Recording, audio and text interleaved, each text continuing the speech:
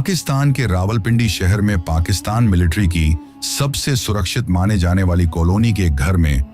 10 फरवरी 2026 की सुबह जब उस घर का नौकर अपने बड़े साहब के कमरे में उन्हें नाश्ता देने के लिए जाता है तो उस कमरे के बाथरूम का सीन देखकर वो बिल्कुल हक्का बक्का रह जाता है, क्योंकि उस वक्त उस बाथरूम का जो बाथटब था वो टूटा हुआ था और एक शख्स जिसका सिर पूरी तरीके से लहूलुहान था वो फर्श पर बिल्कुल बेहोशी वाली हालत में पड़ा हुआ था। अब जैसे ही ये खबर बाहर निकलती है तो पूरे पाकिस्तान में अफरा तफरी मच जाती है। इसके साथ ही जब इसके बारे में पाकिस्तान की खुफिया एजेंसी ISI को पता चलता है तो उसे ये समझने में ज्यादा देर नहीं लगती है कि ये कोई हादसा नहीं बल्कि एक सोची समझी साजिश थी और इस साजिश को अंजाम देने वाला कोई और नहीं बल्कि भारत की खुफिया एजेंसी रॉ का ही कोई एजेंट था। लेकिन आखिर वो शख्स कौन था और उसने ऐसा क्या किया था जिसकी वजह से उसको ठिकाने लगाने के लिए पाकिस्तान की सबसे सुरक्षित माने जाने वाली उस कॉलोनी में भी इतना बड़ा रिस्क उठाकर रॉ एजेंट घुसते हैं और उस शख्स को ठिकाने लगाते हैं। इन सब चीजों के बारे में आपको आज की इस वीडियो में पता चलने वाला है, इसीलिए वीडियो को पूरा जरूर देखना। दरअसल जिस शख्स के बारे में वीडियो की शुरुआत में बात हो रही थी वो शख्स कोई और नहीं बल्कि पाकिस्तान आर्मी का पूर्व चीफ कमर जावेद बाजवा था। नवंबर 2022 में पाकिस्तान आर्मी चीफ के पद से रिटायर होने के बाद बाजवा रावलपिंडी के ही अपने घर में रहता था,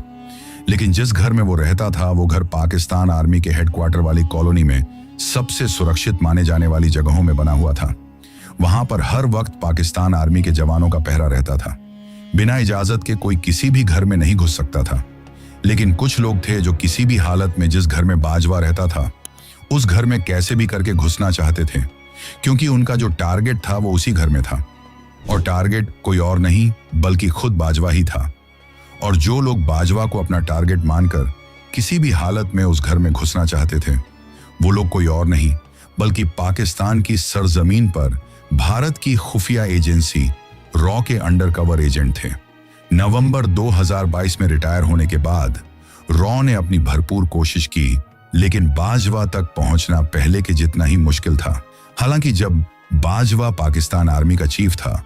उस वक्त तो रॉ को भी यह पता था कि बाजवा तक पहुंचना बहुत मुश्किल है। इसके साथ ही रॉ को यह भी पता था कि अगर आर्मी चीफ के पद पर रहते हुए उसके साथ कुछ किया गया तो फिर बहुत बड़ा हंगामा हो जाएगा। लेकिन जैसे ही 2022 में बाजवा अपने आर्मी चीफ वाले पद से रिटायर होता है तो रिटायर होने के अगले दिन से ही रॉ ने पाकिस्तान में अपने उस सीक्रेट ऑपरेशन और उस ऑपरेशन से जुड़े हुए अपने सीक्रेट एजेंट्स को एक्टिवेट कर दिया था, जिस ऑपरेशन का सिर्फ एक ही मकसद था कि किसी भी हालत में कमर जावेद बाजवा को जहन्नुम का रास्ता दिखाना है। लेकिन लगातार 2 सालों तक कोशिश करने के बाद भी जब रॉ एजेंट्स को कोई सफलता नहीं मिली तो फिर सरहद के इस पार बैठा हुआ एक शख्स अपना दिमाग घुमाता है, क्योंकि उस शख्स को पाकिस्तान की सरजमीन के चप्पे चप्पे के बारे में पूरी जानकारी थी और इस चीज के पीछे की सबसे बड़ी वजह यह थी कि वो शख्स खुद कई सालों तक पाकिस्तान में अंडरकवर एजेंट रह चुका था और जिस वक्त पाकिस्तान में बाजवा को मौत के मुंह में धकेलने वाला रॉ का ये ऑपरेशन चल रहा था उस वक्त वो शख्स भारत में NSA बनकर बैठा हुआ था, यानी कि वो शख्स कोई और नहीं बल्कि भारत के वर्तमान राष्ट्रीय सुरक्षा सलाहकार अजीत डोभाल थे। अजीत डोभाल शुरू से ही इस ऑपरेशन को मॉनिटर कर रहे थे, लेकिन जब उन्हें लगा कि एजेंट्स को काफी कोशिश करने के बाद भी सफलता नहीं मिल रही है तो फिर उन्होंने अपने कुछ पुराने कॉन्टैक्ट्स को एक्टिवेट किया। जिस वक्त वो खुद पाकिस्तान में अंडरकवर एजेंट थे उन्होंने उस वक्त के अपने कुछ लोगों से किसी तरह कांटेक्ट करके बाजवा तक पहुंचने का कुछ जुगाड़ लगाना शुरू किया और फिर काफी दिनों की मॉनिटरिंग के बाद रॉ को पता चलता है कि जिस घर में बाजवा रहता था उस घर में एक डॉक्टर हर हफ्ते बाजवा की मेडिकल रिपोर्ट लेने के लिए जाती थी। अब जैसे ही रॉ को इस बारे में पता चलता है तो उसे ये बात अच्छी तरीके से समझ में आ गई थी कि बाजवा के घर में घुसने का इसके अलावा और इससे अच्छा और कोई मौका नहीं मिलेगा। इसी वजह से जो डॉक्टर बाजवा की मेडिकल रिपोर्ट लेने के लिए आती थी सबसे पहले उसकी डिटेल्स खंगाली जाती है कि वो कौन से हॉस्पिटल में थी और उस तक अपनी पहुंच कैसे बनाई जा सकती है। धीरे धीरे पता चलता है कि वो एक मिलिट्री हॉस्पिटल की डॉक्टर हैं, लेकिन डिटेल्स खंगालने पर सामने आता है कि जिस मिलिट्री हॉस्पिटल में वो डॉक्टर काम कर रही थी उसके वहां पर काम करने के पीछे एक बहुत बड़ा गफला था। इसके बाद रॉ एजेंट्स को यह पता करने में ज्यादा देर नहीं लगती है कि उस डॉक्टर लेडी का पाकिस्तान के एक पॉलिटिकल लीडर के साथ अफेयर था, जिसके साथ हर 2-4 दिन के बाद रातें रंगीन करने के लिए वो खुद उस पॉलिटिकल लीडर के घर तक जाया करती थी, क्योंकि उस पॉलिटिकल लीडर की अप्रोच की वजह से ही उस मामूली सी डॉक्टर को पाकिस्तान के मिलिट्री हॉस्पिटल में नौकरी मिली थी। और यही से रॉ को उस डॉक्टर की सबसे बड़ी कमजोरी हाथ लगती है। इसके बाद रॉ के एक लोकल एजेंट को एक्टिवेट किया जाता है, जो एक रसोइया बनकर किसी तरीके से उस पॉलिटिकल लीडर के घर में दाखिल हो जाता है। इसके बाद वो एजेंट कई बार उस डॉक्टर लेडी को उस आदमी के घर में आते जाते हुए देखता है, और हर बार वो ये चीज नोटिस करता है कि वो डॉक्टर लगभग शाम के टाइम पर उस शख्स के घर पर आती थी और फिर सुबह के लगभग 6 से 7 बजे के आसपास वापस निकल जाया करती थी। ऐसे में कुछ हफ्तों की निगरानी के बाद एक दिन मौका पाकर वो एजेंट उस कमरे के अंदर कुछ सीक्रेट माइक्रो कैमरास इंस्टॉल कर देता है, जिस कमरे के अंदर उस पॉलिटिकल लीडर और उस डॉक्टर लेडी की रातें रंगीन होती थीं। फिर कुछ ही हफ्तों के बाद उस डॉक्टर लेडी की कई ऐसी वीडियोस रॉ के हाथों लग चुकी थीं, जिन वीडियोस के जरिए उस डॉक्टर को ब्लैकमेल किया जा सकता था। और इसके बाद होता भी यही है, उस डॉक्टर के मोबाइल पर एक छोटा सा मैसेज और उसके साथ में एक डेमो वीडियो भेज दिया जाता है, जिसके बाद वो डॉक्टर पूरी तरीके से हक्की बक्की रह जाती है और फिर वो रॉ के इशारों पर एक कठपुतली की तरह नाचने लगती है, क्योंकि उसे इस बात का अच्छी तरीके से अंदाजा था कि अगर वो वीडियो पब्लिकली वायरल हो गई तो न सिर्फ उसका करियर खराब होगा, बल्कि जिस पॉलिटिकल लीडर के साथ उसका अफेयर चल रहा था वो अपने पॉलिटिकल करियर को बचाने के लिए उस डॉक्टर को जान से भी मरवा देगा। इसके बाद रॉ के द्वारा उस डॉक्टर लेडी को एक सुनसान जगह पर बुलाया जाता है और फिर एक एजेंट उसे शुरू से लेकर एंड तक की सारी कहानी समझा देता है। इसके बाद वो दिन आता है जब रॉ की पिछले लगभग 3 सालों की मेहनत कामयाब होती है। अगले हफ्ते ही उस डॉक्टर को बाजवा की मेडिकल रिपोर्ट लेने के लिए उसके घर पर जाना था, लेकिन इस बार वो डॉक्टर अकेली नहीं जाती है, बल्कि उसके साथ में उसकी एक हेल्पर नर्स भी जाती है। और इस दौरान उस डॉक्टर के द्वारा बाजवा को जानबूझकर कुछ ऐसी मेडिसिन दी जाती है जिनसे उसकी हल्की फुल्की तबीयत खराब रहने लगती है। इन सब चीजों में लगभग 2 से 3 महीने बीत चुके थे, लेकिन इन 2 से 3 महीनों में उस डॉक्टर के साथ वो नर्स हर बार हर हफ्ते बाजवा के घर पर जाती थी, जिसकी वजह से अब सभी लोग उस नर्स को भी जानने लग गए थे। लेकिन वो नर्स कोई नर्स नहीं थी, बल्कि रॉ की एक सीक्रेट एजेंट थी। अब क्योंकि बाजवा लगातार वही दवाइयां खा रहा था जिनकी वजह से उसकी तबीयत बिगड़ रही थी, तो फिर जब तबीयत जरूरत से ज्यादा खराब रहने लगी तो उस लेडी डॉक्टर के द्वारा बाजवा को यह सलाह दी जाती है कि वो अपनी नर्स को उसके घर पर हर वक्त उनका ख्याल रखने के लिए छोड़ सकती है। कभी भी अगर तबीयत ऊपर नीचे हुई तो नर्स के घर में रहने की वजह से कोई बड़ी दिक्कत नहीं होगी। और बाजवा वो उसकी फैमिली में रहने वाले लोग भी उस लेडी डॉक्टर की इस बात को मान जाते हैं, जिसके बाद रॉ की वो एजेंट अब उस घर में ही रहने लगी थी जिस घर में उसकी आंखों के सामने हर वक्त उसका टारगेट रहता था। लेकिन रॉ ये बात अच्छी तरीके से जानती थी कि घर में घुसते ही टारगेट को खत्म करना ठीक नहीं रहेगा, क्योंकि इससे एजेंट के पकड़े जाने के चांसेस बहुत ज्यादा थे। इसी वजह से जानबूझकर कुछ दिनों का इंतजार किया जाता है ताकि उस नर्स का, जो कि एक्चुअल में रॉ की एक एजेंट थी, उसका उस घर के लोगों से थोड़ा फ्रेंडली माहौल बन जाए। साथ ही वो जब चाहे तब घर में आ सके और जब चाहे तब घर से बाहर जा सके, ताकि जब टारगेट को न्यूट्रलाइज किया जाए तो एजेंट बड़ी ही आसानी से उस घर से बाहर निकल सके। घर से बाहर निकलने के बाद उसे एक सेफ जगह पर पहुंचाने की या फिर वापस सरहद के इस पार लाने की पूरी जिम्मेदारी रॉ के बाकी एजेंट्स की थी।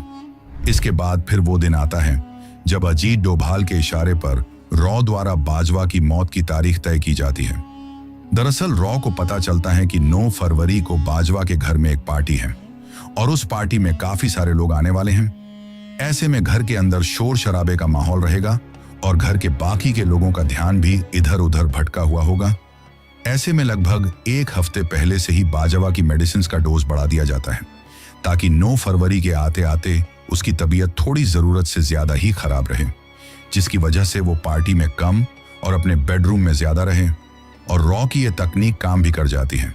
जिस दिन पार्टी होनी थी उसके 1 दिन पहले ही बाजवा की तबीयत इतनी बिगड़ गई थी कि वो उस दिन सुबह से ही अपने कमरे के अंदर बेड पर पड़ा पड़ा सिर्फ आराम कर रहा था और ये चीज होने की वजह से बाजवा की फैमिली के लोगों ने उस नर्स को ये साफ साफ कह दिया था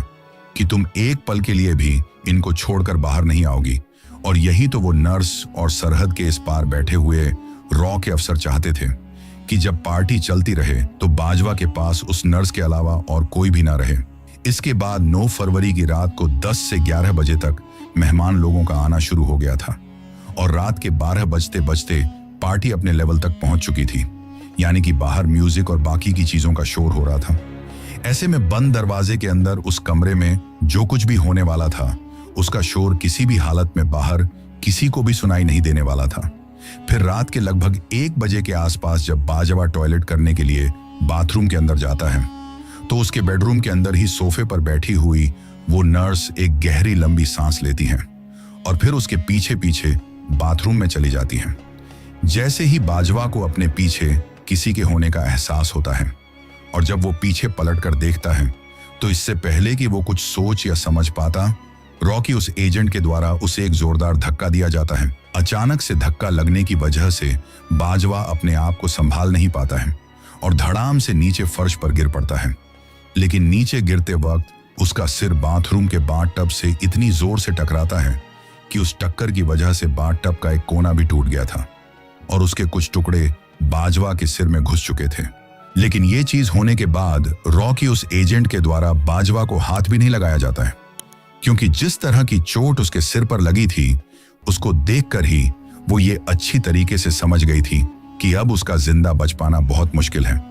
क्योंकि अगले 2 घंटे तक उसको संभालने के लिए कोई भी उस कमरे के अंदर नहीं आने वाला था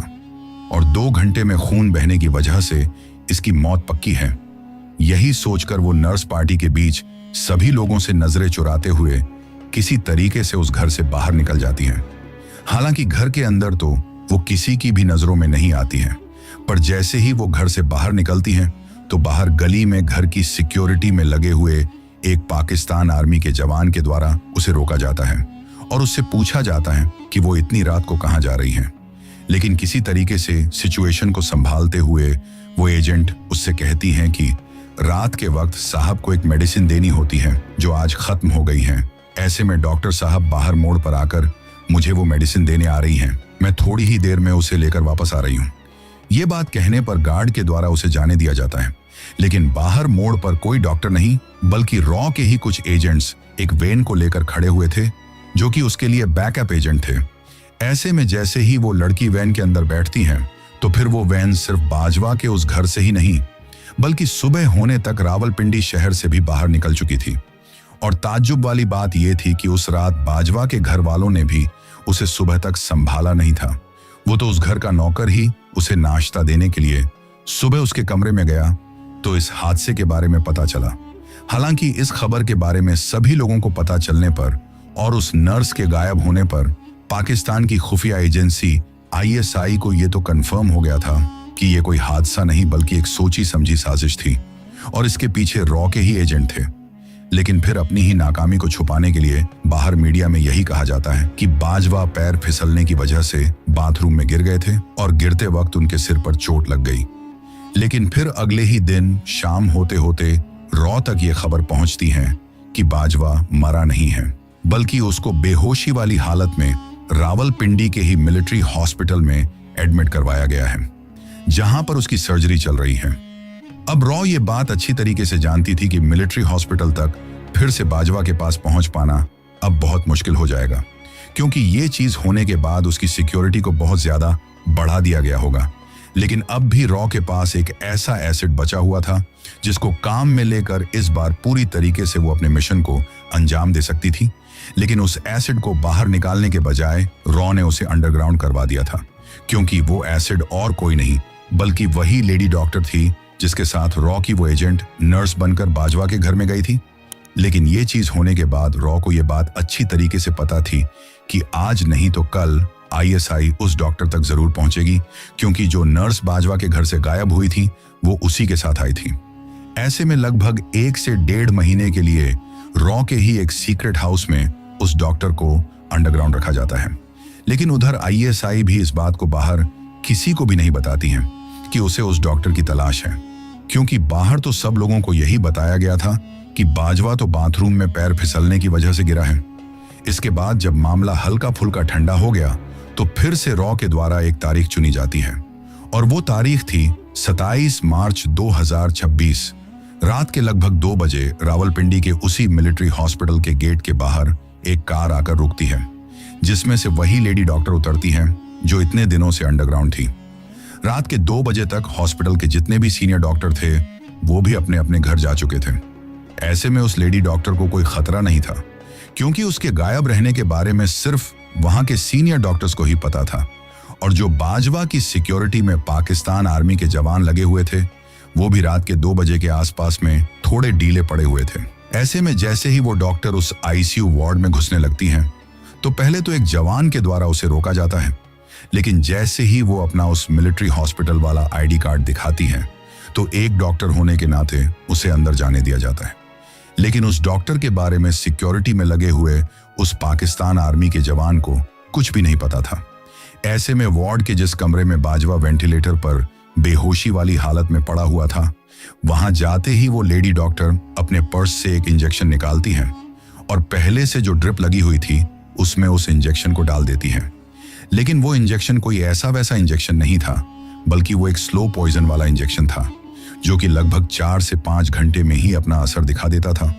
उस लेडी डॉक्टर का काम इतना ही था। इसके बाद वो इंजेक्शन लगाते ही वो फटाफट उस आईसीयू वार्ड से बाहर निकलती हैं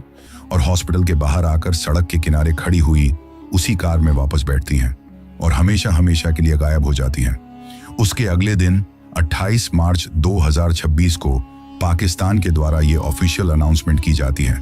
कि उनके पूर्व आर्मी चीफ कमर जावेद बाजवा अब इस दुनिया में नहीं रहे। जैसे ही ये खबर सरहद के इस पार हिंदुस्तान की सरजमीन तक पहुंचती है